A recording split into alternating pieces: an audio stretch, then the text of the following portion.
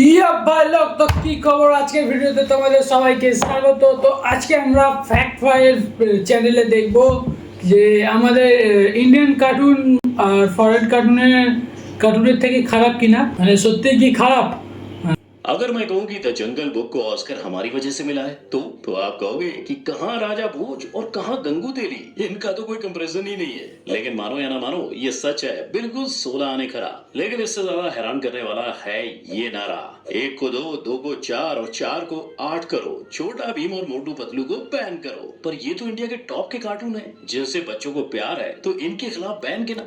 ভাই ছোটা ভীম মোটু পাতলু ভাই এগুলো আমাদের ছোটবেলার দেখা সব থেকে ভালো কার্টুন ইন্ডিয়ান, ব্যান্ড করা ভাই যাবেই না একে। अरे क्यों और कैसे? वेल इस सीक्रेट के खुलने का इंतजार तो 11 मुल्कों की ऑडियंस कर रही है, पर उससे पहले फैक्ट भाई अपना इंट्रो तो दे दे।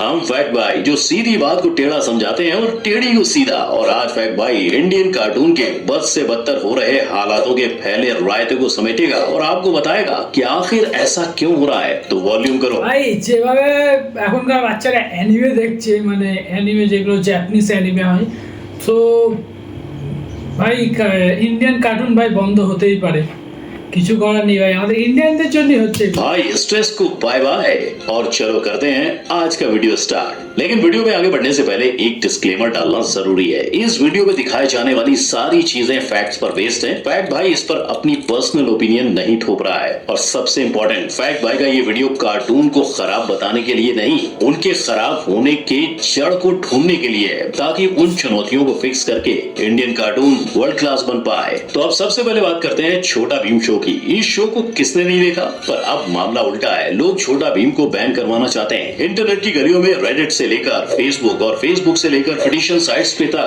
छोटा भीम बैन करो के नारे लग चुके हैं। पता है काई को? क्योंकि विलेन को सांवला रंग और कालिया नाम देकर रेसिज्म हो, या चुटकी के गालों पे पिंक ब्लश दिखाकर लड़कियों को स्टीरियोटाइप करना, ये शो सब में अव्वल है। बस एक चीज छोड़कर, इस शो का एनिमेशन।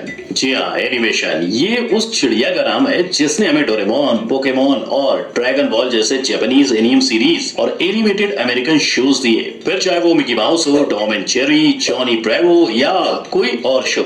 आप ही बताओ, एक तरफ फैक्ट भाई आपको ये शो दिखाए और दूसरी तरफ भीम, तो आप क्या देखना पसंद करोगे? ऑफकोर्स অবভিয়াসলি ভাই ওখানকার শো, কারণ আমাদের এখানে অতটা অ্যানিমেশনটা ভালো হয় না, গ্রাফিক্স ভালো बस না। छोटा भीम तो नहीं, क्योंकि बाकी शो पुराने जरूर होंगे, पर उन शोज में बारीक से बारीक डिटेलिंग पे ध्यान दिया गया है। पर छोटा भीम में इन सब को छोड़ दो तो बाकी सारी चीजें बस कठपुतली की तरह बैकग्राउंड में खड़ी दिखती है। अब फैक्ट भाई इसकी पूरी जिम्मेदारी छोटा भीम पे नहीं डालेगा ना।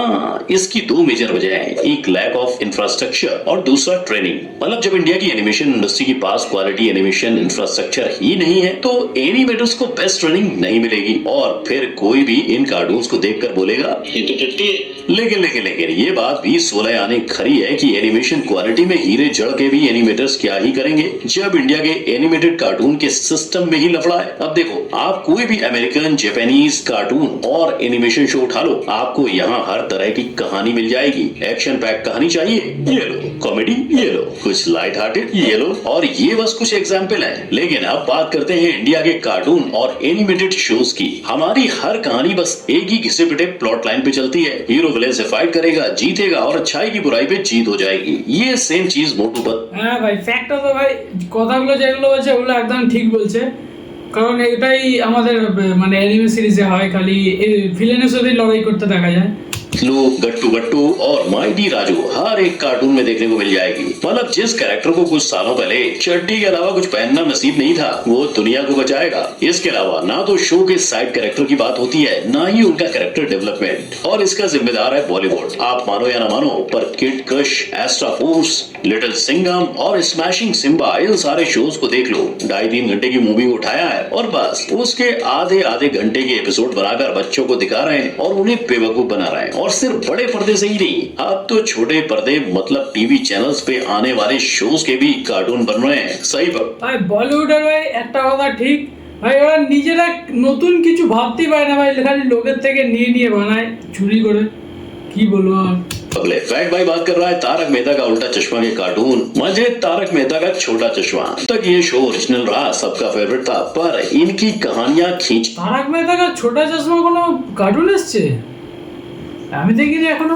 ठीक है, तो लोगों ने भी कही डाला, बंद करो, हाथ जोड़ के मैं गुजारिश करता हूँ। ऐसे ही शक्तिमान का भी कार्टून बनाया गया था। मतलब कार्टून की तो डेफिनेशन ही बाय डिफॉल्ट ये हो चुकी है कि बच्चे से देखकर हंसे ठाके लगाएं, पर इसका ये मतलब तो बिल्कुल भी नहीं है कि बच्चों को कुछ भी अनशंट बनाकर टीवी पे परोसा जाए। और अगर हमारी एनिमेशन इंडस्ट्री भूले बिसरे कोई ओरिजिनल प्रोजेक्ट करती भी है तो भी उन पर बॉलीवुड का असर होता है। जैसे रोड साइड रोमियो, ये एक अमीर डॉग की कहानी है जो सड़क पर जाता है। इस फिल्म में सैफ और करीना खान ने अपनी आवाज तो दी, पर फिल्म में कोई सुपरस्टार का फेस तो था नहीं, इसलिए फिल्म थिएटर में पिट गई। इनफैक्ट इंडिया की आधी पॉपुलेशन को पता तक नहीं है कि रोड साइड रोमियो जैसे कोई पिक्चर बनी है। क्या आपको ये फिल्म पता थी? इस फिल्म का एनिमेशन 2007 में आई रिटर्न ऑफ हनुमान से काफी बेहतर क्यों ना हो, उसे हर छोटे बड़े बुड्ढे सबने देखा, इसीलिए वो हिट गई। और जबकि रोमियो की स्टोरी पिट गई। अब बॉलीवुड अपनी स्टोरी कम वाली गलती से इसलिए बच जाता है क्योंकि उसके पास फेस है। सल्लू हो या एसआरके, इनके फैंस ऐसे डाई हार्ट है कि फर्स्ट डे फर्स्ट शो देखे बिना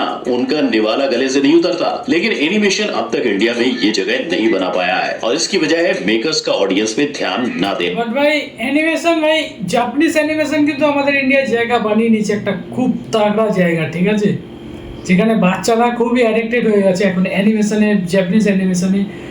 যে কে নানা ধরনের আছে, नारुतो।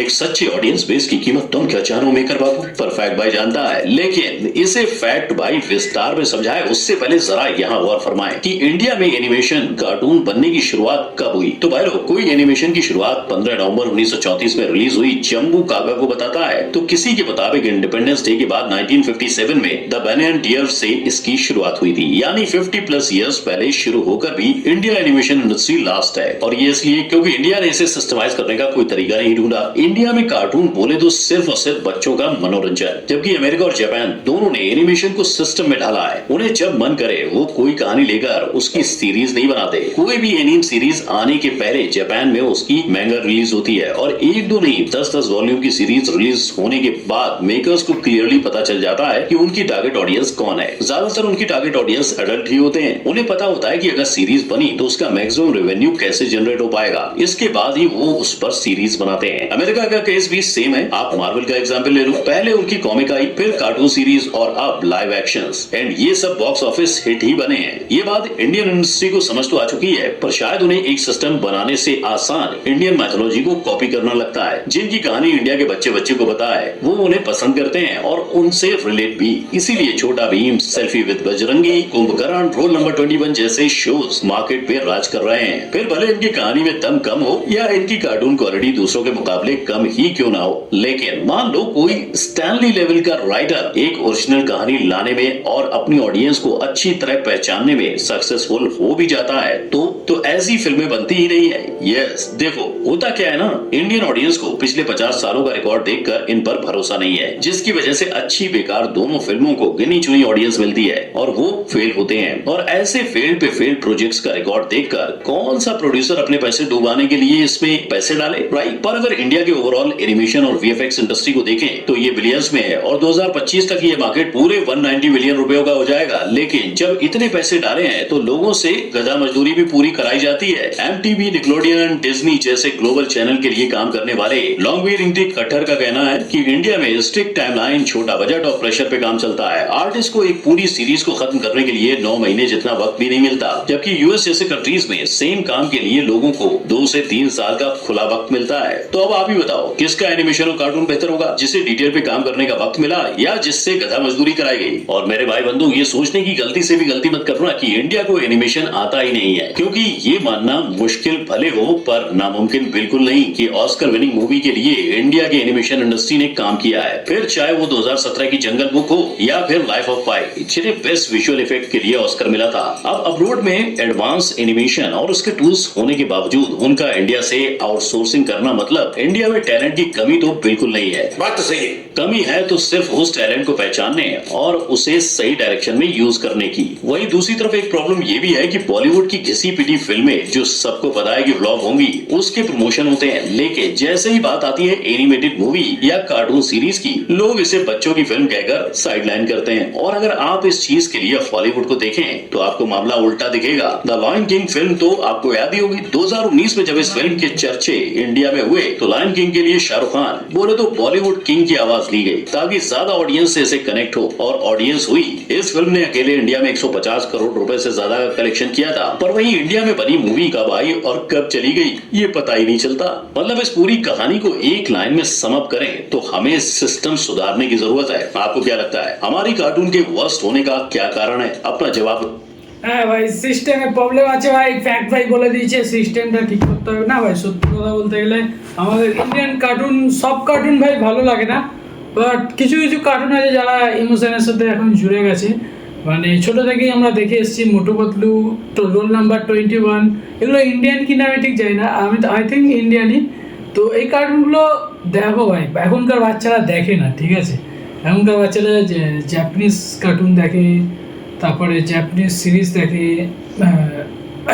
তো ভালো। আজকে ভিডিওটা এখানেই শেষ করলাম, দেখা হচ্ছে নেক্সট ভিডিওতে। এই ভিডিওটা ভালো লাগলে লাইক, কমেন্ট, শেয়ার, আর হ্যাঁ ভাই সাবস্ক্রাইব অবশ্যই করে দেবে, ভুলবে না জানো।